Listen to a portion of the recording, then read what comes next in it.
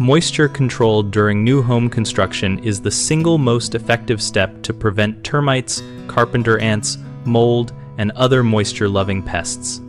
Start by establishing proper site grading so water moves away from the foundation. Slope the soil down at least 6 inches over the first 10 feet when possible, and compact in lifts to avoid future settling. Install continuous gutters and downspouts sized for local rainfall, and extend downspout outlets at least 4 feet away from the foundation or into storm drainage to keep splashback and pooling from the building perimeter. For below-grade walls and slabs, use a membrane damp-proofing system applied from footings to top of slab edge with lap sealed and termination details tied to flashings so moisture cannot track into framing cavities. Place a continuous vapor barrier under concrete slabs that overlap seams by at least 12 inches and is sealed or taped at penetrations. For slab on grade, add a capillary break, such as a layer of compacted crushed stone if local code and soils require it.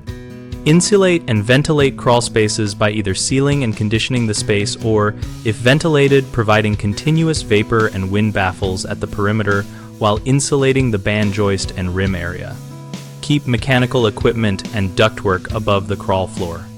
Finally, plan for active moisture control with dehumidifiers or a conditioned crawl space tied to the home heating, ventilation, and air conditioning system where humidity regularly exceeds 50%, and select materials like pressure-treated sill plates and moisture-tolerant sheathing in areas at higher risk. Common mistakes include grading that is even or slopes toward the house, which leads to chronic water at the foundation. Fix this by regrading and installing surface drains or French drains to move water away. Another frequent issue is gaps or improper laps in vapor barriers and membrane damp proofing, which allow moisture wicking into slabs and walls. Ensure overlaps are sealed, penetrations are taped, and transitions to flashings are detailed and inspected.